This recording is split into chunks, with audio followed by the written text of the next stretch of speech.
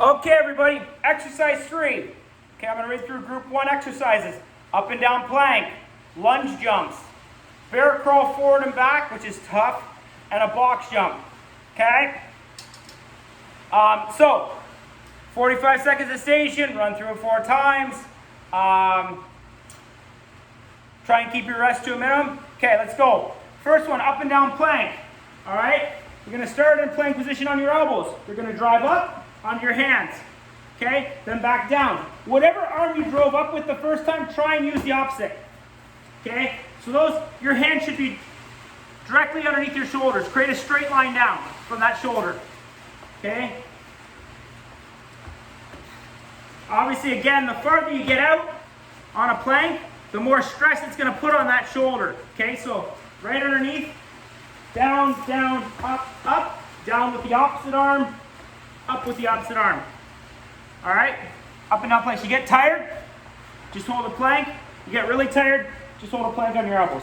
All right. Next one, lunge jump. Some people call it lunge jump, some people call it stride jumps. Basically what that is, you're going to start in a lunge position, knee over the toe. Pressure on your front foot is mid-range, mid to heel. Okay, so you're going to drive up. So see how that rotation happens? And I'm going to use that arm to drive me up through. So, right? And you see I hinge back down to roughly 90 and use that spring to drive me back up. Okay, now, if that's too difficult, all right, what you can do is just a step back lunge. Okay, step back lunge, but still do that upper body rotation and get your mindset of driving up through. Okay, so that is stride jumps or lunge jumps, whatever you want to call them. All right, the next one is bear crawl. So this is room dependent. If you don't have the room to actually crawl, just do a straight bear plank. Okay, that's where you bring those knees about an inch, inch and a half off the ground, and you're in a 90-degree hinge. All right, so let's hope I don't screw this up. You're going to start in that bear plank position, and it goes opposite hand to opposite leg when they move. So I go forward with my left hand and my right knee. Okay, you're not going big strides. You're trying to keep close to that 90 hinge. So you can see. There we go. All right, and then when you go back, it's the same idea. Okay, so obviously you're going to come back with the right hand, left leg.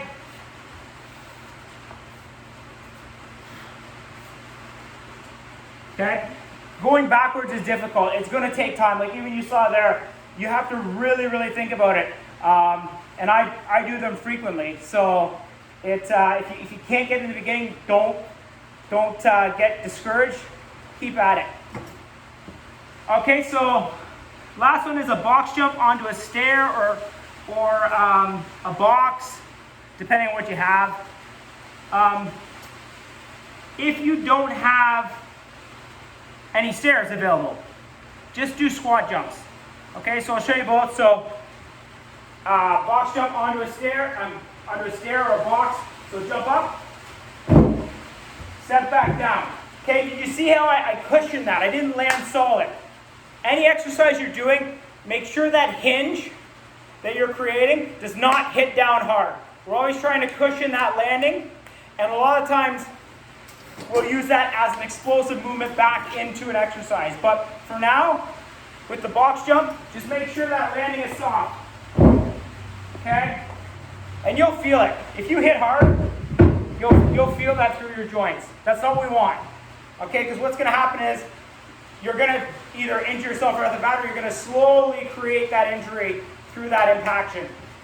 Okay? So, jump up, step back down, jump up, step back down, 45 seconds. All right, that's group 1.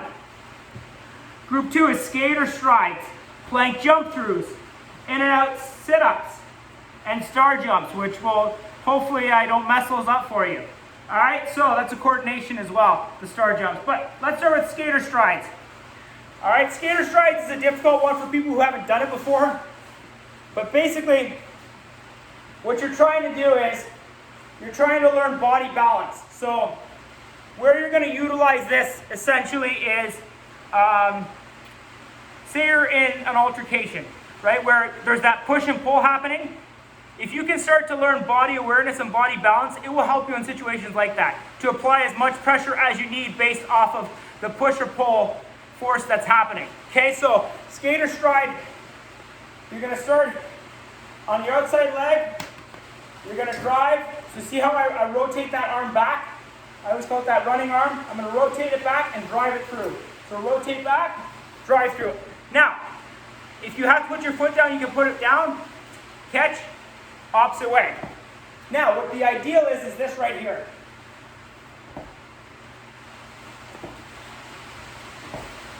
Okay, you're catching and driving. Catching, driving. I'm not landing solid. I'm catching, cushion, drive. Catch, cushion, drive. Okay, now, if you can't do that, if it's too difficult, you can do one or two things. You can go smaller, right? So I'm not going as wide. If I gotta put my foot down, I can put it down. Or if that's even too difficult, you can just do a step, touch. Step, touch. But the goal is that slight little hop. If you gotta put that foot down, that's fine. If you keep it off the ground, that's even better. But that's skater strides. All right. Next one is plank jump throughs. So I'll just bring my mat back here.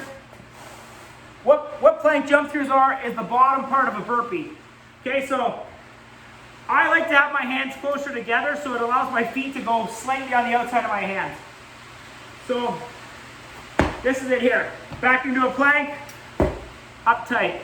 Back into a plank, tight. So the big thing with that is when you come up, make sure your knees are over your toes. If you want to go wide like that, that's fine, but don't let your knees come in. Okay, so really lock those hips, glutes, core, shoulder blades back. So when I land, see how they're over my toes? Okay, so if you want to go even closer together with your hands to keep your feet close, that's fine too. But that's it. You're just going out, in. Okay, that's your plank jump throughs. Next one, in and out sit-ups. Okay, so your in and out sit-ups are here. So the easiest one, keep your hands down and use them for stability. So you're just going in and out. Try and pull that core tight when you bring those knees up, back up. Tight, back up. Now, if that's too easy, hands up off the ground, use them to pull that core tight. All right? And if that's too easy, you can go right into a V-sit. Okay? All right, but the choice is yours. There's a progression there. All right? Last one is a star jump. Hopefully I don't make a fool of myself here. So, again, your cushion it has to be light. So you're not landing solid. You're cushioning that landing. So, you're going to start down in this position, right? You're getting low to use that drive to spring you up. Okay, so it's here. Okay, so I'm back into that cushion position. Back into the cushion position. So I'm not landing solid, right? When I come down, I'm cushioning, driving back up, cushioning. Okay? If that's too much, just do smaller jumps. So. Okay? Obviously, I'm not used to doing the small one, so I get thrown off. So you got to really think about it. All right? So that's star jumps. That is group 2 of your exercises. So run through group 1 4 times, 45 seconds a station.